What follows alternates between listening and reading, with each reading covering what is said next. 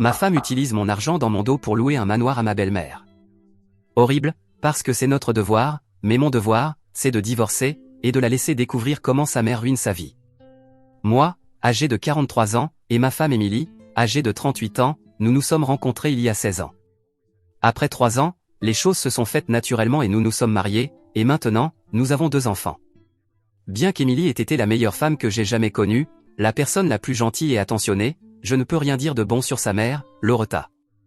Elle ne m'aimait pas, ni l'idée de notre mariage. C'était parce que j'étais fauché, pire encore, un bon à rien qui, selon elle, ne pourrait jamais avoir de chance dans la vie. Elle disait cela parce qu'elle me considérait comme un technicien. C'était ma profession. Organiser un tournage ou un plateau de cinéma. Je n'étais pas électricien, mais je gérais les lumières et les équipements audio sur un plateau de télévision. En plus de cela, j'étais inventeur de technologie, avec de nombreuses idées brillantes que je croyais capables de changer le monde de la technologie. Malheureusement, aucune de mes brillantes inventions n'avait encore été développée à grande échelle. Pour elle, Émilie et moi étions comme le jour et la nuit. Le premier jour où je suis allé voir Loretta avec Émilie, elle m'a observé attentivement, puis a dit d'un ton sarcastique, « C'est tout ?» Cette simple question m'est restée en tête pendant toute la visite, et même des années plus tard. Durant tout ce dîner, Loretta s'est acharnée à me critiquer à chaque occasion. Elle disait des choses comme « Tu es si petit, es-tu sûr de pouvoir nourrir ma fille ?» Une fois, elle a même tendu la main à travers la table, a effleuré doucement la paume d'Émilie et a chuchoté « N'oublie pas de courir à la maison dès que tu regretteras tout ça. » Et plus tard, elle a ajouté « Regarde-la, c'est une déesse. Elle pourrait épouser n'importe quel homme riche dans le monde juste en battant des cils. » Mais elle a choisi un idiot à la place. Émilie était absolument magnifique, mais le plus beau, c'est qu'elle m'a toujours défendu.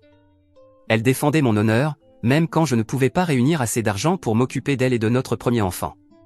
Elle a même arrêté de voir sa mère parce qu'elle était méchante et intrusive. Quand notre fils n'avait que 3 ans, les choses étaient très difficiles. Loretta est apparue avec un peu d'argent pour sa princesse et son petit-fils. Honnêtement, j'étais dans une situation tellement désespérée que j'ai accepté son aide. Mais lorsqu'elle a posé l'argent sur la table et a dit « Je t'avais dit que tu le regretterais. Laisse cet idiot et viens à la maison avec maman », c'est là que j'ai tracé la ligne. Les familles s'entraident en temps de besoin, mais elles ne t'humilient pas en retour. Émilie, calmement, a remis l'argent dans la main de sa mère et lui a dit de partir, parce que son mari allait s'occuper de tout. J'étais immensément fier d'elle. Elle a été très solidaire, et cela signifiait tout pour moi. Honnêtement, je me sentais comme l'homme le plus chanceux du monde d'être marié avec elle. Peut-être que je n'avais pas toutes les solutions à ce moment-là, mais j'ai juré qu'elle ne devrait plus jamais souffrir un seul jour. Je voulais lui offrir le monde. Je me suis encore plus concentré sur mon travail, j'ai travaillé d'arrache-pied et accepté autant d'opportunités que possible. Finalement, après des années d'efforts, de présentation de mes idées à des investisseurs, et d'amélioration constante, j'ai réussi à faire décoller ma start-up. Ce furent les plus beaux moments de ma vie. Cependant, lorsque les choses ont commencé à s'améliorer et que notre situation financière s'est stabilisée, j'ai remarqué que le comportement d'Émilie commençait à changer. Au début, c'était progressif. Elle a changé les écoles des enfants et renouvelé sa garde-robe. C'était une excellente décision et j'ai apprécié son attention. Ensuite, elle a remplacé les meubles et les accessoires, un par un, par d'autres plus confortables. Puis, elle a changé tout le design de la maison. Cela ne s'est pas arrêté là, acheter et remplacer est devenu une habitude. Elle achetait des décorations coûteuses pour le salon, elle n'avait plus besoin de recycler les vêtements des enfants, ni de les faire passer d'un enfant à l'autre. Selon elle, leur père n'était plus pauvre. Elle est devenue un peu capricieuse, me demandant constamment de lui acheter des sacs de luxe, des vêtements ou des bijoux. En gros, elle voulait toujours acheter quelque chose, que ce soit pour elle, pour les enfants ou pour la maison. Dernièrement, elle a commencé à évoquer l'idée d'acheter une maison.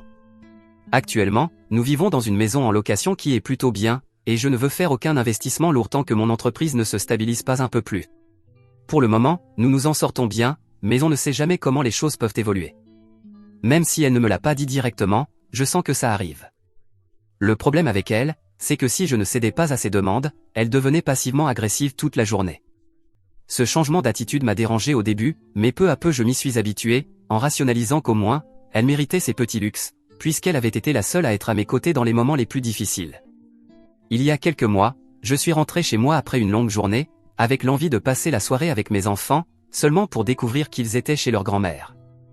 J'ai perdu le contrôle en apprenant qu'ils avaient repris contact avec Loretta. La dernière fois que j'avais vérifié, cela faisait des années que nous ne lui parlions plus, et nous avions une règle, mes enfants ne devaient pas avoir de contact avec elle. Émilie m'a dit que Loretta était apparue chez nous sans prévenir, en pleurant et en suppliant de pouvoir voir les enfants, et Émilie l'avait laissée entrer. Non seulement ça, mais elle l'a laissé emmener les enfants chez elle. J'étais furieux. Émilie savait ce que je pensais de sa mère, elle essayait clairement de me provoquer. Je lui ai crié de ramener mes enfants immédiatement. Elle m'a dit, Loretta est aussi leur grand-mère, et c'est maintenant une femme différente. Elle mérite une seconde chance. Je lui ai répondu que je ne voulais pas entendre de bêtises, je voulais que mes enfants soient devant moi dans l'heure qui suivait. Elle a eu l'audace de négocier dans cette situation, en disant que je devais lui acheter un sac de luxe si je voulais que les enfants reviennent. Immédiatement, ma réponse a été, oublie le sac. Si je ne vois pas les enfants dans une heure, tu t'en vas aussi. Oui, peut-être que j'ai dépassé les bornes, mais c'était quelque chose de non négociable pour moi. Elle a alors compris le sérieux de la situation et a demandé à sa mère de ramener les enfants. J'ai remarqué que Loretta hésitait, alors Émilie a pris la voiture elle-même et les a ramenés. Évidemment, elle m'a fait une scène, mais je ne regrette absolument rien. Quand il s'agit de Loretta, c'est là que je trace la ligne. Même si les choses sont revenues à la normale entre nous, j'ai compris que notre relation était devenue transactionnelle, comme quand elle a essayé de passer un accord en échange du retour des enfants. Ce jour-là, quelque chose a commencé à mourir entre nous. Après cet incident, Émilie est restée en contact constant avec Loretta. Maintenant, je ne peux pas l'empêcher de voir sa mère, mais j'ai mon mot à dire sur qui peut voir mes enfants et qui peut venir chez nous. Et c'est clair, Loretta ne peut pas venir chez moi, et mes enfants ne peuvent pas aller chez elle. Mais Émilie, elle, a le droit de voir sa mère. Le problème, ce n'était pas qu'elle se retrouve, mais qu'elle a commencé à imiter Loretta. Elle est devenue plus exigeante, plus autoritaire et plus difficile à satisfaire. J'ai essayé plusieurs fois de lui expliquer que l'entreprise venait à peine de décoller, et que ce serait stupide de continuer à dépenser ainsi. Elle répondait en disant des choses comme « je mérite au moins ça », avant de détourner la tête avec arrogance et de s'éloigner. Oui, elle méritait tout pour ce qu'elle avait fait durant nos premières années, mais son attitude commençait vraiment à me taper sur les nerfs. J'aurais juste aimé qu'elle soit plus raisonnable dans ses demandes. Eh bien, les choses ont vraiment commencé à dégénérer quand j'ai remarqué des transactions par carte de débit pour des choses dont j'étais certain qu'Émilie n'avait pas besoin. Des choses comme des perruques, des gaines ultra chères, et un abonnement de 6 mois à un spa-corps complet de l'autre côté de la ville. Cette transaction, en particulier, a attiré mon attention, car évidemment nous vivons loin de cet endroit, et il y a de très bons spas près de chez nous. De plus, Émilie ne porte jamais de perruque ni de gaines. Elle a de beaux cheveux et un corps naturellement magnifique. Il n'y avait qu'un monstre des abysses qui utilisait ce genre de choses. Aujourd'hui, j'ai attendu qu'elle revienne de Dieu sait où pour l'affronter. Quand je l'ai fait, elle a dit avec une totale décontraction, « Oh, c'était pour ma mère. » Quoi? J'étais furieux. Comment osait-elle dépenser mon argent pour une femme qui n'avait jamais cru que je deviendrais quelqu'un? Cette femme avait eu le culot de venir chez moi et de me traiter d'idiot, et maintenant, elle profitait de mon argent. Quoi qu'il en soit, j'ai menacé de révoquer l'accès d'Émilie à la carte. Au début, elle a minimisé la situation, se moquant de ma colère en disant « ce ne sont que 1500 $. Tu peux bien gérer ça. » Mais quand elle a compris que je parlais sérieusement, elle a regretté et son ton sarcastique a disparu. Elle m'a pris les mains et m'a promis de ne pas recommencer. Elle a aussi commencé à pleurer sur le fait que sa mère vieillissait et ne pouvait plus travailler, alors elle voulait l'aider en tant que fille. Je lui ai rappelé le passé, quand sa mère avait été cruelle avec nous. Malgré tout, son argument était qu'elle était sa seule fille et qu'elle ne pouvait pas abandonner sa mère. Nous avons conclu qu'elle ne dépenserait pas mon argent. Elle pouvait utiliser le sien. Si elle voulait dépenser 1500 $ pour elle, elle était libre de le faire. Ce qui l'a fait réfléchir. Tout était réglé, non? Faux. Cet après-midi, j'étais au bureau quand mon téléphone a vibré sur le bureau. Entre deux tâches, j'ai regardé l'écran. Elle avait effectué un achat. Mais attends, 4500 $? Bonjour? Pourquoi diable avait-elle besoin de cette somme? J'ai immédiatement attrapé mon téléphone et essayé de l'appeler, mais elle n'a pas répondu. J'ai appelé désespérément la ligne fixe de la maison, en espérant qu'elle ou les enfants décrochent. 3 fois, mais personne. J'étais terrifié. Était-elle en sécurité? Ou la carte avait-elle été volée? Mais ensuite, je l'ai vu publier des photos avec sa mère dans un restaurant. Apparemment, c'était un déjeuner mère-fille. Je suis tellement furieux que tout mon bureau doit ressembler à un sauna. J'aurais pris mes clés et couru à la maison à cet instant même, mais j'ai une présentation dans 1 heure. Je suis littéralement en train d'écrire ce post pour me calmer avant la réunion. Mon Dieu, je suis tellement furieux. Mise à jour numéro 1, désolé d'avoir mis si longtemps à vous donner une mise à jour, mais la voici. Quand je suis rentré à la maison ce soir-là, Émilie et les enfants m'ont entouré de câlins chaleureux. Émilie m'embrassait avec plus de passion qu'elle ne l'avait fait depuis des mois, avant d'annoncer qu'elle avait préparé un grand dîner. Ce serait la première fois depuis des mois qu'elle cuisinerait pour nous tous, soit dit en passant. Elle pensait pouvoir se sortir de cette situation avec un bon repas et un peu d'amour. Je n'étais intéressé par aucun de ses gestes et je lui ai quand même posé des questions sur la transaction. Elle s'est énervée que je ne m'intéresse pas à son geste et que je sois aussi concentré sur l'argent. Soupir. Oui, c'était juste le loyer d'un mois pour la nouvelle maison de sa mère. Nouvelle maison? Quelle maison coûte autant?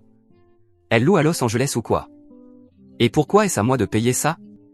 La conversation est rapidement devenue un échange houleux sur le fait que Loretta avait besoin d'aide pour trouver un endroit confortable où vivre. Et vous n'allez pas croire les absurdités éhontées qui sont sorties de la bouche de cette femme. Elle a dit, cet endroit n'est pas juste un luxe, il est très pratique. Il a un système d'élévateur pour fauteuil roulant sur les rampes d'escalier, donc si elle en a un jour besoin, elle ne sera pas coincée à un étage. Les sols sont antidérapants et il y a des barres d'appui dans tous les couloirs, les salles de bain et près des sorties pour éviter les chutes. L'éclairage est activé par des capteurs de mouvement, et il y a un système d'alerte d'urgence installé. Donc, l'aide est à un simple bouton si elle en a besoin. Loretta a à peine 60 ans, bon sang. Ce n'est pas un arbre millénaire avec des branches pourries et plein de mousse. Elle n'a pas besoin de tout ça.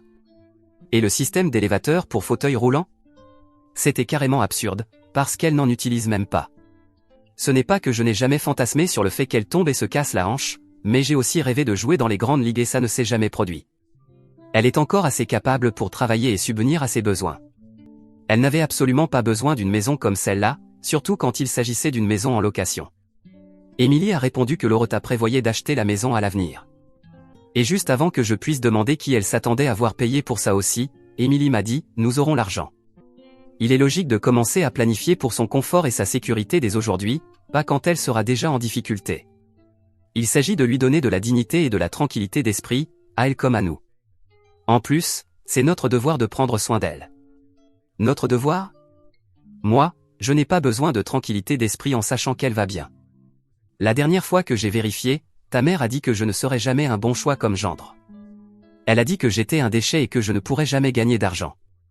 J'étais sans voix. C'est à cette même femme qu'Émilie venait d'envoyer 4500 $? Comment cela pouvait-il être mon devoir de payer son loyer ou quoi que ce soit d'autre? Bon sang, j'étais hors de moi. Évidemment, nous nous sommes disputés.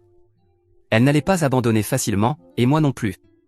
Elle m'a dit que sa mère l'avait appelée pour lui demander un prêt de 4500 $ pour la maison. Et comme nous pouvions nous le permettre, ma stupide épouse l'avait simplement offert comme un cadeau, sans même m'en informer. Apparemment, elle n'avait aucune idée de combien cela allait m'énerver. Elle s'est excusée et a juré de ne plus jamais dépenser un seul centime pour sa mère sans que je le sache. Elle a juré tout ce qu'elle pouvait, mais je ne lui ai absolument pas fait confiance. J'ai silencieusement réduit la limite de la carte à 3 cents $. Oui, j'avais des problèmes de confiance. La carte était pour ma femme, qui me soutenait, pas pour une femme qui finançait aveuglément sa mère malveillante.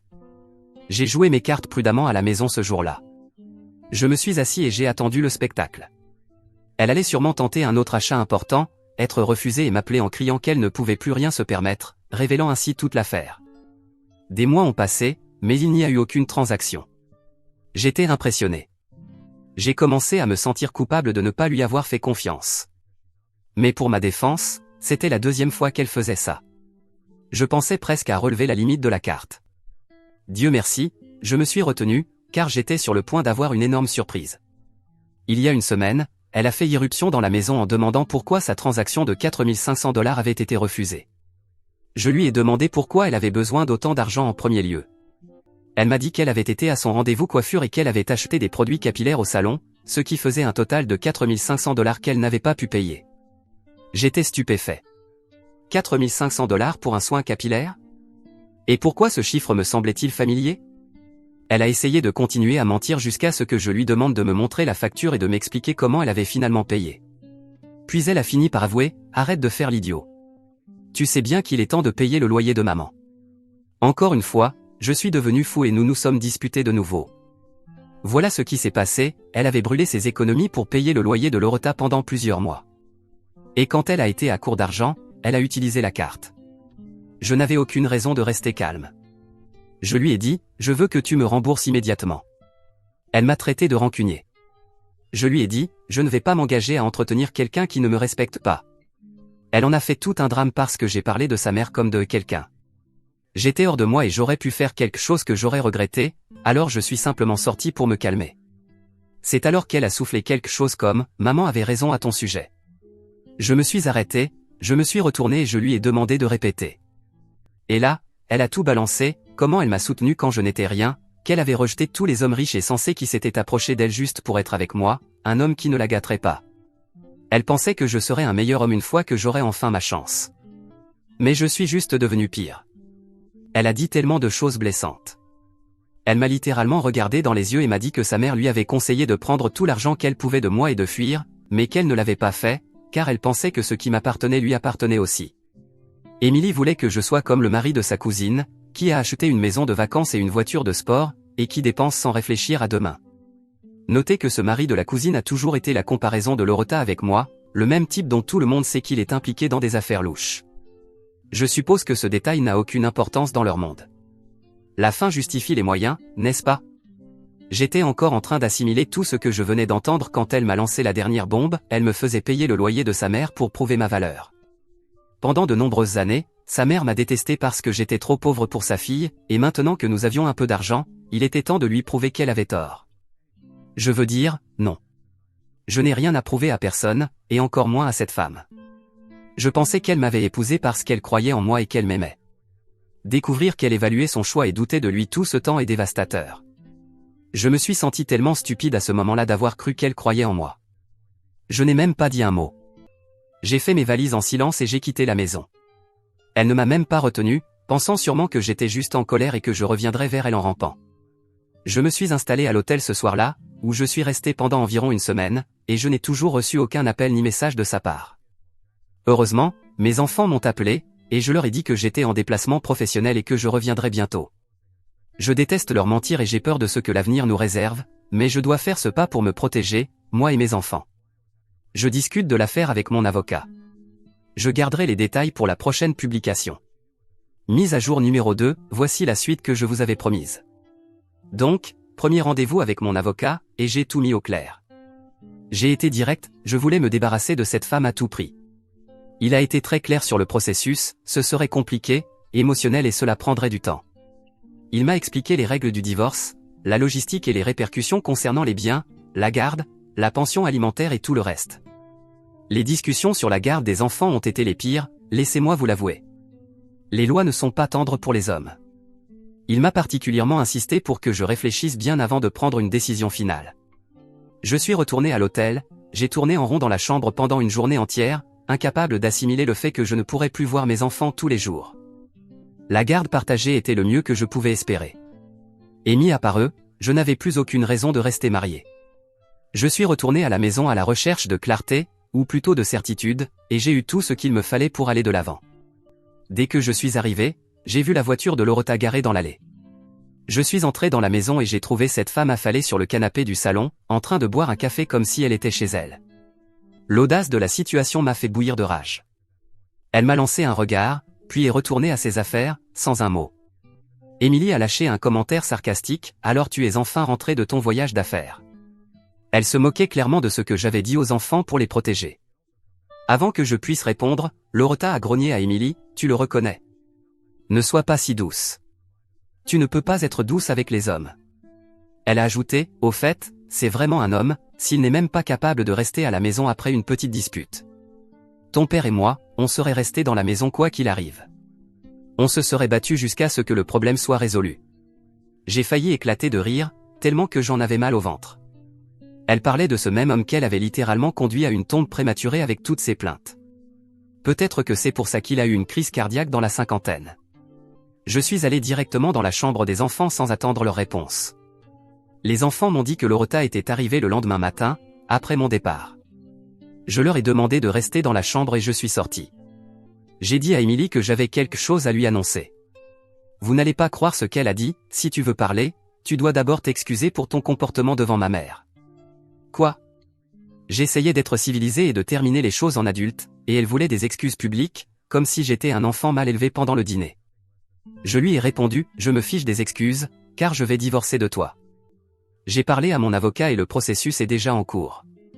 Loretta est immédiatement intervenue, me traitant de menteur et disant que je faisais tout ça juste pour obtenir quelque chose. J'ai lâché la bombe et je suis allé dans ma chambre pour faire mes valises. Aujourd'hui encore, j'entends son monologue, c'est ça l'homme à qui tu as tout donné? Ta jeunesse, ton corps, ton âme. C'est ça l'homme sur qui tu as construit ta vie? Qui te jette maintenant de côté parce que tu as osé prendre soin de ta propre mère? Elle a continué encore et encore, me dépeignant comme un monstre sans cœur. Émilie, ma chérie, tu te souviens des nuits où tu as pleuré jusqu'à t'endormir à cause de lui? Tu te souviens des sacrifices que tu as faits? Est-ce là la récompense pour avoir trop aimé? Pour avoir trop donné? Honnêtement, c'était du théâtre. Après avoir fini de faire mes valises, j'ai attendu pour voir si Émilie entrerait pour discuter des choses de manière mature. Aussi peu que j'aime lui parler, je sais que je dois l'affronter en tant que coparent. J'ai attendu 1 heure, mais elle n'est pas venue. Elle est simplement restée là avec Loretta. Je me suis assuré de prendre quelques objets de valeur, des souvenirs de mes voyages passés et quelques photos des enfants.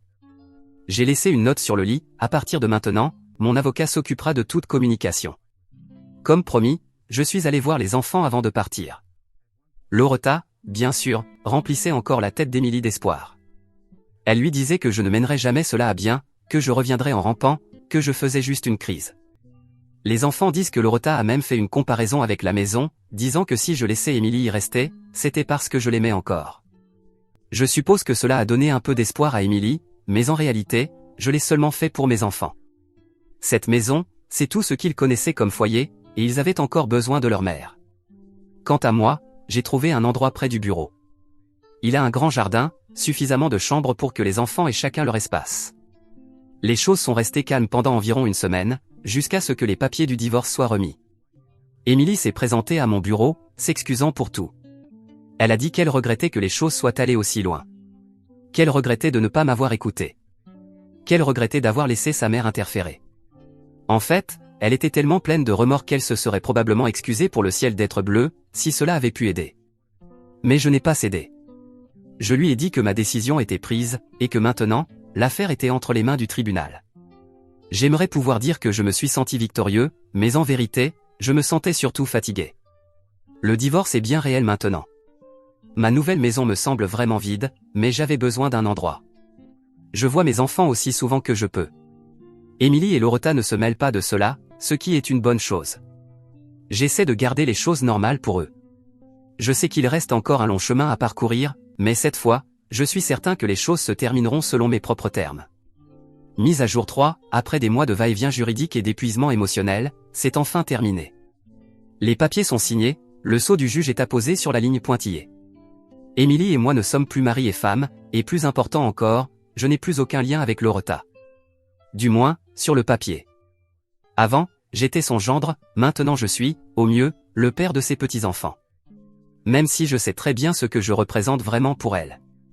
L'accord en lui-même a été presque anticlimatique comparé au chaos émotionnel qui l'a précédé. Mon avocat m'a appelé un lundi matin pluvieux pour me dire « Félicitations, tu es un homme libre ». J'étais heureux que tout soit terminé, mais également furieux qu'Émilie ait obtenu plus que ce qui était juste.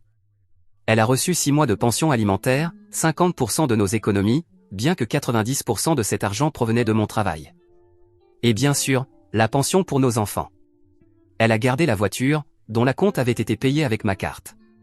La maison dans laquelle nous vivions était louée et il restait 1 an et demi de contrat. Aucun de nous ne pouvait simplement partir, alors il a été convenu qu'Émilie resterait avec les enfants jusqu'à la fin du bail. Voir tout mon argent durement gagné lui revenir a été douloureux, mais je sais qu'il aurait été pire de rester marié. C'était le prix à payer pour me débarrasser de sa toxicité. Heureusement, j'ai gardé mon entreprise, qui m'aidera à récupérer mon argent. Je sais avec certitude que la pension alimentaire est suffisante pour l'aider à faire la transition, mais pas assez pour financer le train de vie auquel elle s'était habituée ces dernières années. La garde partagée des enfants était la seule chose non négociable. J'ai beaucoup lutté pour cela, et je suis reconnaissant que le tribunal ait reconnu à quel point j'étais impliqué depuis le début. Les enfants partageront leur temps entre nous deux. Et même si ce n'est pas comme les avoir sous mon toit chaque nuit, c'est bien mieux que l'alternative. J'ai déjà aménagé leur chambre dans mon nouveau logement, j'y ai mis des lits assortis, mais je leur laisserai le soin de personnaliser les meubles et le reste avec le temps. Je veux simplement qu'ils se sentent chez eux, peu importe où ils sont. Loretta, sans surprise, n'a pas bien pris la nouvelle. On pourrait dire qu'elle a perdu la poule aux œufs d'or. Cette poule, c'était moi. Curieusement, la tante d'Émilie m'a aussi contacté. Oui, celle dont la fille est mariée au gendre riche. Elle m'a soutenu dans le divorce et m'a dit qu'elle savait ce que sa sœur était vraiment, une sorcière. Ses mots exacts. Elle a dit que Loretta est une experte pour manipuler les gens, qu'elle ferait n'importe quoi pour obtenir ce qu'elle veut, même échanger le bonheur de ses propres enfants. Émilie, selon elle, n'est qu'une marionnette, et elle allait sans mordre les doigts. Honnêtement, je n'ai pas trop apprécié cette conversation, car je savais qu'il ne s'agissait que de deux sœurs utilisant ma situation comme arme dans leur querelle de longue date. Elle m'a aussi informé que le bail de la maison à $4500 de Loretta était terminé depuis un moment, et qu'elle faisait tout pour susciter la pitié d'autres amis et membres de la famille. Malheureusement pour elle, personne ne se soucie assez d'elle pour l'aider. Voilà ce qui s'est passé ces derniers mois, et même s'ils n'ont pas été merveilleux, ils ont été bien meilleurs qu'avant. Au moins, je n'ai plus à me disputer avec ma femme ou Loretta à propos de ce que je dois payer ou non. Mise à jour 4, voici une nouvelle mise à jour. Le fait le plus marquant, évidemment, c'est que Loretta a dû retourner vivre dans son ancien appartement. La tante d'Émilie m'a envoyé un message, ravie de cette nouvelle. Oui, c'était satisfaisant à entendre, mais ce n'était pas vraiment une surprise pour moi, car il y a des mois, Loretta m'avait envoyé un message pour demander un peu d'aide. Son loyer s'était accumulé, et le propriétaire menaçait de l'expulser. Elle m'a littéralement supplié et promis de me rembourser dès que les choses iraient mieux. Je lui ai répondu, désolé, je ne vous connais pas, et je lui ai dit que si je recevais encore un message de sa part, je le signalerais comme une tentative de fraude. Puis je l'ai bloqué. J'avais attendu ce moment depuis longtemps. Je sais que j'aurais dû le faire plus tôt, mais qui s'attendait à recevoir des messages de sa part? Qui aurait cru qu'elle demanderait de l'aide à quelqu'un qu'elle considérait comme un raté? Quoi qu'il en soit, après avoir éliminé cette énergie négative, je me concentre sur moi-même et sur l'éducation de mes enfants. Les premières semaines après le jugement ont été étranges. Mon fils aîné, toujours le plus sensible, m'a demandé si maman et papa pouvaient rester amis. Je lui ai dit que nous serions toujours une famille, mais une famille différente désormais. Mon plus jeune fils, plus pragmatique, voulait savoir laquelle des maisons avait le meilleur Wi-Fi, et s'il pouvait emporter son hamster dans les deux maisons. De son côté, Émilie a essayé de sauver les apparences. Elle publiait des photos des garçons au parc, dans des coins luxueux de notre ancien appartement convenable, ou au cinéma. Elle souriait pour la caméra, mais je pouvais sentir qu'elle était épuisée. Et les enfants ont dit la même chose. Les paiements de pension alimentaire ont aidé au début, mais au fil des mois, la réalité s'est imposée, cet argent est uniquement destiné aux enfants, pas pour maintenir son style de vie. Les factures ont commencé à s'accumuler, supermarché, loyer, services. C'était trop à gérer seul, surtout pour quelqu'un qui s'était habitué à un certain niveau de confort. Elle a dû se trouver un travail. Maman est toujours fatiguée, m'a dit mon fils aîné un soir pendant qu'on jouait aux jeux vidéo. Elle s'endort souvent sur le canapé. Mais pourquoi devrais-je m'en faire? J'ai fait ma part. Je n'ai jamais manqué un paiement. Je n'ai jamais discuté des besoins des enfants. Je m'assure qu'ils aient des vêtements propres, je les aide avec leurs devoirs, et je veille à ce que leurs besoins fondamentaux soient couverts. Certains d'entre vous m'ont demandé comment se passait la coparentalité. Laissez-moi vous dire, c'est difficile. Et oui, il y a des moments inconfortables. Les événements scolaires, les anniversaires, les fêtes, et toutes ces situations où nous devons nous présenter comme une unité familiale complète. Nous avons été obligés d'apprendre à rester civils pour le bien des enfants. Parfois, ça marche. Parfois, non. Mais les enfants resteront toujours la priorité. Mise à jour 5, 2 ans se sont écoulés depuis mon divorce. Aujourd'hui, je me suis surpris à réfléchir à la façon dont ma vie a changé au cours de la dernière décennie. Je suis passé d'un homme fauché à quelqu'un de financièrement stable. Je suis devenu père, puis divorcé. C'est étrange à quel point la vie peut basculer rapidement. Un jour, tu es une famille sous un même toit, et le suivant, tu te retrouves à partager les meubles et à expliquer à tes enfants pourquoi papa et maman ne vivent plus ensemble. L'accord de divorce était censé marquer la fin du drame, mais demander à n'importe quel parent divorcé, en réalité, ce n'est que le début d'un tout autre mode de vie. Bref, je n'ai pas de grandes nouvelles spécifiques à partager, donc je vais simplement vider mon sac sur ce qui s'est passé durant cette période. Le premier grand changement, c'est qu'Émilie a quitté notre ancienne maison. Le bail avait encore quelques mois, mais avec ses revenus limités, elle n'a pas pu suivre le rythme des factures. Sans endroit où aller, elle est retournée vivre chez Loretta. Ce fut une situation tendue dès le départ. Les enfants m'ont dit que l'appartement de Loretta était petit, en désordre, rempli de vieux meubles, avec une odeur persistante de naphtaline et de lavande. Ils m'ont aussi raconté qu'Émilie et Loretta se disputaient constamment à propos de l'argent, des tâches ménagères et de l'éducation des enfants. Épuisés par autant de conflits, les garçons ont commencé à me demander de passer plus de temps chez moi. Ils disaient que c'était plus calme et que j'étais toujours là. Finalement, Émilie a trouvé un petit appartement pour elle, pas très loin de celui de Loretta. Elle travaillait à 2 emplois pour pouvoir payer le loyer et les factures. De mon côté, je suis tombé dans une routine confortable, emmener les enfants à l'école, faire les devoirs sur la table de la cuisine, soirée cinéma le vendredi, et matinée de samedi avec des pancakes et des dessins animés. Je me suis aussi complètement investi dans mon travail. Mon entreprise avait survécu aux turbulences du divorce, et avec moins de distractions à la maison, j'ai commencé à prospérer. J'ai aussi commencé à prendre soin de moi, je mange plus sainement, je fais des promenades le matin et je cours le soir.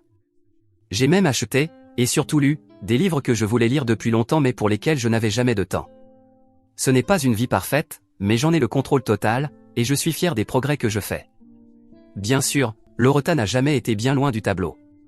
Elle avait disparu pendant un temps, mais de temps en temps, quand j'allais déposer ou chercher les enfants, je la voyais à la porte d'Émilie. Ce n'était pas idéal, d'autant plus qu'Émilie vivait maintenant à proximité de Loretta. Dans ces moments-là, elle engageait une petite conversation sur la météo ou les nouvelles locales. Moi, je ne disais jamais un mot.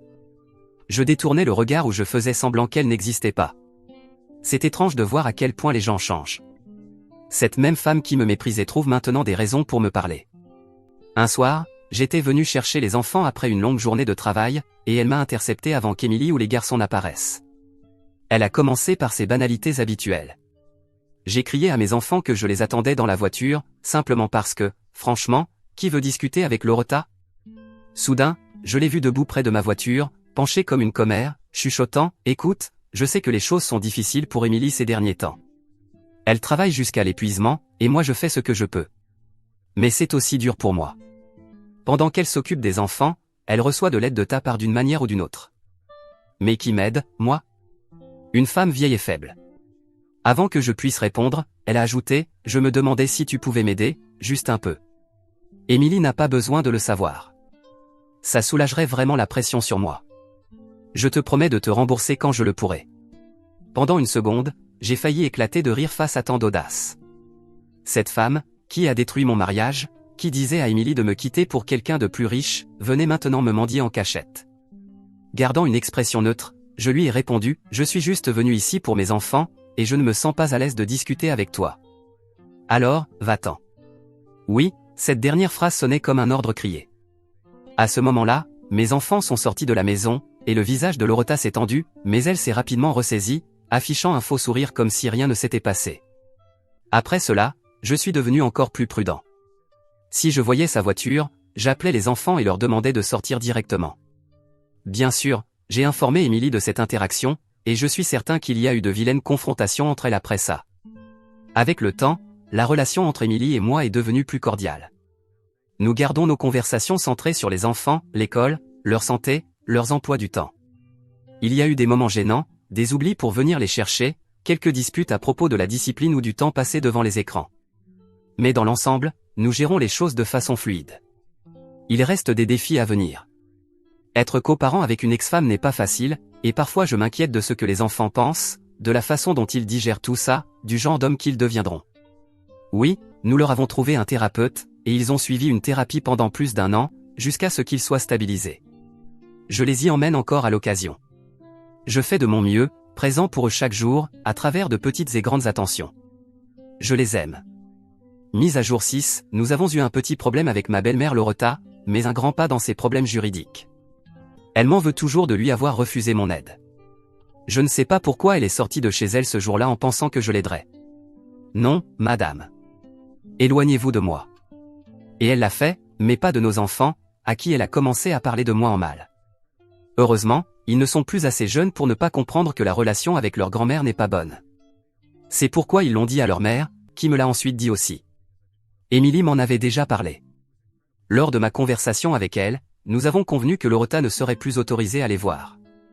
Et je sais ce que vous pensez, avec Émilie, on ne peut jamais être sûr que ce genre d'accord soit respecté. Mais attendez, ce n'est pas tout. Loretta a très mal pris la décision d'Émilie. Après des années à s'être reconnectée et après m'avoir évincé de leur vie, elle était déçue de sa fille. C'est ce qu'elle lui a dit. Et c'est ainsi que le harcèlement de Loretta envers Émilie a commencé. C'est aussi comme ça qu'Émilie a fini par se faire renvoyer de son travail. Loretta a causé tant de problèmes sur son lieu de travail, et Émilie n'a pas réagi assez rapidement, que l'entreprise a préféré la licencier plutôt que de la garder. Elle a été licenciée pour faute, car les agissements de Loretta ont fait perdre de l'argent à l'entreprise en la harcelant sur place et en affectant indirectement l'activité. Mais au moins, grâce à cela, Émilie a enfin déposé une ordonnance d'éloignement contre Loretta. Elle arrive avec plusieurs années de retard et après bien des problèmes causés, mais ma part optimiste se dit, mieux vaut tard que jamais. Ma part rationnelle, elle, dit, Émilie a perdu un emploi, un mariage, mon argent et la garde des enfants à cause de sa mère. Avec la perte de son emploi, mes enfants ont commencé à passer plus de temps chez moi. Je sais que lorsqu'Émilie en trouvera un autre, les choses reviendront à la normale. Mais en attendant, je vais profiter de ce cadeau de Loretta. Quant à Loretta, son comportement de plus en plus instable a été déclenché par le fait qu'elle a perdu l'appartement où elle avait dû retourner. Le loyer avait augmenté, et elle a tenté jusqu'à la dernière seconde de s'y accrocher, misant tout pour éviter d'en partir. Mais elle a perdu, et maintenant, elle vit dans un appartement encore plus laid. Je ne l'ai pas vu, mais en connaissant l'endroit, je peux le dire. Et tu peux être sûr que je saurai toujours où vit mon ex-belle-mère. Il faut toujours savoir où vivent les gens fous comme elle.